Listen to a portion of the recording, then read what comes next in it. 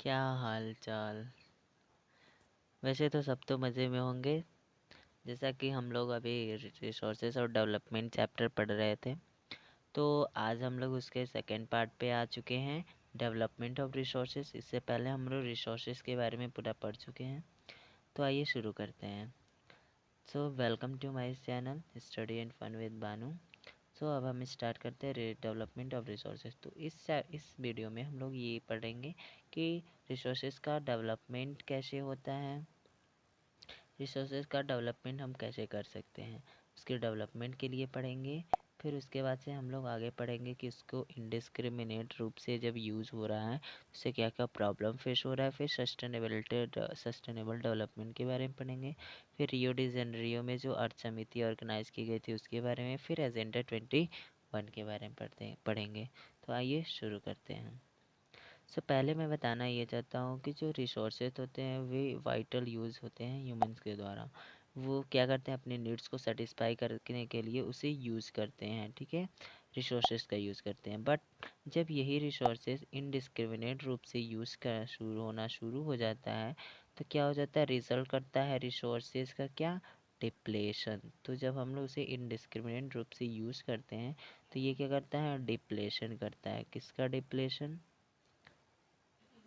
Resources का। तो आइए हम लोग जानते हैं कैसे किस किस रीज़न से क्या होता है, रिसोर्सेज का डिप्लेशन होता है।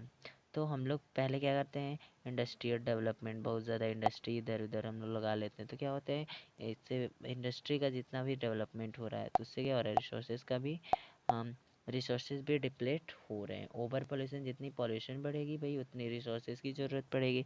बर्निंग ऑफ फॉसिल फ्यूल्स भी एक तरीके का क्या है, रीज़न है, जिससे क्या होता है, जितना ज़्यादा फॉसिल फ्यूल्स यूज़ होंगे उतनी ज़्यादा ज़रूरत पड़ेगी उनकी, तो वो ख़त्म हुई हो जाएगा। फिर माइनिंग एक्टिविटीज़, जितनी माइनिंग एक्टिविटीज़ हम करा रहे हैं उससे भी रिसोर्सेज का डिप्लेशन ही हो रहा है। Deforestation is the major reason. ये क्या होता है, जितना डिफॉरेस्टेशन करते रहे तो इससे कई चीज़ें हमारे डिप्लीट हो रही रिसोर्सेज की, जैसे कि रैन हो गया, रैन भी नहीं होगा उससे। फिर इससे हम लोगों को कोई भोजन नहीं मिल पाएगा। तो ये सभी रिसोर्सेज भी ख़त्म हो रही हैं, किससे, डिफॉरेस्टेशन से। तो आइए आगे चलते हैं। और क्या, अगर हम रिसोर्सेज को इनडिस्क्रिमिनेट रूप से यूज़ करेंगे तो क्या क्या हमें प्रॉब्लम्स मिलेंगी, क्या क्या प्रॉब्लम्स फेस करने पड़ेंगे। तो सबसे पहला प्रॉब्लम है कि सेटिस्फाइंग, हम लोग क्या करते हैं कि ग्रीड लोगों के लिए, अपने खुद के लालच के लिए हम लोग क्या करते हैं, रिसोर्सेज का रीयूज़ करते हैं और उसका डिप्लेशन करते हैं। तो इससे क्या होता है, हमारे जो भी रिसोर्सेज होते हैं वो डिप्लेट करते हैं। नेक्स्ट है जो सेकंड रोल बताया गया, सेकंड प्रॉब्लम जो होता है वो ये है कि जो रिसोर्सेज को एक्युमुलेट करते हैं, यूज़ करते हैं, वो सेग्रीगेट करते हैं। सेग्रीगेट का मतलब बांटना, दो भागों में काटना। तो ये क्या करते हैं, हमारी कम्युनिटी को दो भागों में बांट देते हैं, एक रिच और एक पुअर में। तो ये नहीं होना चाहिए, ये भी एक प्रॉब्लम है, फेस किया जाता है किससे, इस इनडिस्क्रिमिनेट यूज़ ऑफ रिसोर्सेज के। फिर थर्ड प्रॉब्लम जो फेस किया जाता है वो ये होता है कि indiscriminate exploitation resources has led global warming, ozone layer depletion. तो ये सब क्या होते हैं, ये जब हम इनडिस्क्रिमिनेट रूप से रिसोर्सेज का यूज़ करेंगे तो इससे क्या हो जाएंगे, ग्लोबल वार्मिंग का प्रॉब्लम बढ़ेगा। फिर ओजोन लेयर भी डिप्लेट करेगा, फिर इन्वायरमेंटल पॉल्यूशन भी बढ़ेगा। तो इससे ये हमें कुछ मेजर 3 प्रॉब्लम्स दिए गए हैं जो हमें फेस करने पड़ जाते हैं, कब, रिसोर्सेज का जब हम इनडिस्क्रिमिनेट रूप से यूज़ करते हैं। तो हम अब पढ़ेंगे कि कैसे इन प्रॉब्लम्स को फेस ना करें, इस प्रॉब्लम को हम कैसे सही कर सकेंगे, उसके बारे में पढ़ेंगे। तो इसके लिए हम लोग क्या, therefore an equitable distribution of resources has become essential. तो कुछ रूल्स बताए जाएंगे हमें। तो इसका मेन सॉल्यूशन क्या होगा, हम लोग रिसोर्सेज को कैसे बचा सकेंगे, तो वो होगा sustainable use of resources. Resources का एक तरीके से, एक किसी नियम के इस तरीके से हम लोग यूज़ करें रिसोर्सेज को, तो भी हम बचा सकते हैं अपने रिसोर्सेज को। तो देखिए हम लोग क्या करेंगे, इसके लिए सस्टेनेबल डेवलपमेंट के इंट्रोड्यूस किया गया, कब किया गया ये अब हम पढ़ेंगे। मैं थोड़ा एक्स्ट्रा इन्फॉर्मेशन दे देता हूँ। सस्टेनेबल डेवलपमेंट बनाया गया सितंबर में, कब, सितंबर 2015 में। किसके द्वारा बनाया गया था, तो ये बनाया गया था यूएन के द्वारा, यूएन सस्टेनेबल डेवलपमेंट समिति के द्वारा। तो इसमें क्या बताया गया, इसमें कि ये कहा गया कि जो रिसोर्सेज है ना वो उन रिसोर्सेज का ऐसा यूज़ किया जाए जिससे क्या हो कि जो हमारे प्रेजेंट की जो जनरेशन है वो उनकी जो भी नीड्स है उनको पूरा किया जा सके, साथ ही साथ हम इतना कंप्राइज करके रख सकें ताकि हमारे फ्यूचर के जनरेशन को भी ये रिसोर्सेज यूज़ में आ सकें। तो उनके लिए भी हम लोग बचा के रखेंगे इस डेवलपमेंट के द्वारा।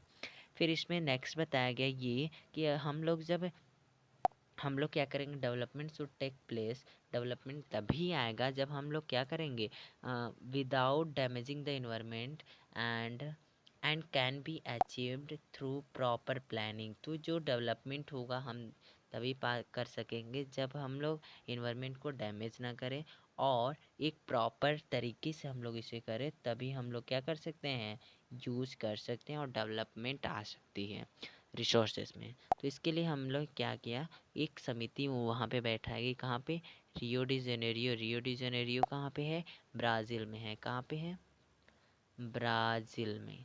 ठीक है, तो ब्राज़ील में रियो डी जेनेरियो नाम की एक समिति बैठा गई जिसे क्या बोला गया, अर्थ समिति थी।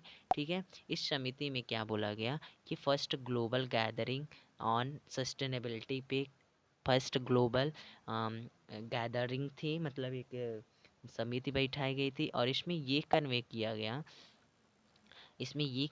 गया कि जो अर्जेंट प्रॉब्लम है environmental protection and social economic development के, उस पे कन्वे किया गया, उसको एड्रेस किया गया ताकि क्या हो सके, जो प्रॉब्लम्स फेस किए जा रहे हैं अर्जेंट में इस समय इन्वायरमेंटल प्रोटेक्शन को लेके और फिर सोशल इकोनॉमिक डेवलपमेंट को लेके, उसे हम लोग क्या कर सके, उस प्रॉब्लम को बताया गया, वहाँ पे एड्रेस किया गया।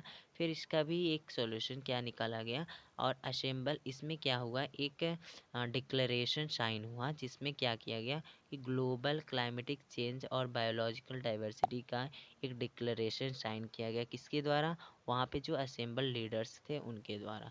तो इससे क्या किया जाएगा कि जो हमारा सस्टेनेबल डेवलपमेंट है उसमें कुछ रूल्स बताए जाएंगे और उसके द्वारा ये फॉलो किया जाएगा। तो इसमें क्या था, एक एजेंडा 21 बनाया गया। एजेंडा 21 क्यों बनाया गया, एजेंडा 21 बनाया गया, कन्वे करेगा कि इसमें कुछ अडॉप्टेड 21 क्या होंगे, 21 एजेंडा दिए जाएंगे। इस रूल में 21 कुछ एजेंडा दिए जाएंगे जो अचीव करेंगे सस्टेनेबल डेवलपमेंट को।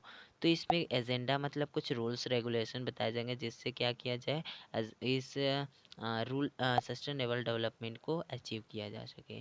फिर इसका जो it was list of 21 agenda issue to be solve before 2021।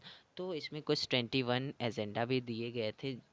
Agenda 21 मतलब ही है कि इसमें 21 एजेंडा दिए गए जिसमें क्या, जिसे किस कब तक सॉल्व कर दिया जाए, 2021 से पहले। तो ये अब तक सॉल्व हो चुका है। ठीक है, फिर हम लोग इसमें एक मेजर ऑब्जेक्टिव भी था एजेंडा 21 का, उसे हम लोग देख लेते हैं, लास्ट टॉपिक होगा, लास्ट लाइन है यहाँ पे। तो one major objective of agenda 21 is to every local government should to provide draw and its local agenda 21। तो यहाँ पे ये इसका मेन ऑब्जेक्टिव एक ये है कि हर एक लोकल गवर्नमेंट को क्या चाहिए होगा कि अपने खुद के लोकल एरिया में खुद का 21 एजेंडा 21 बनाया जाए जिसे वहाँ के लोग पहले फॉलो करें, जिससे क्या किया जाए, हम लोग सस्टेनेबिलिटी को बनाए रख सकें। तो बस इस वीडियो में बस इतना ही। आगे मिलते हैं हम लोग, नेक्स्ट वीडियो में पढ़ेंगे कि रिसोर्स प्लानिंग कैसे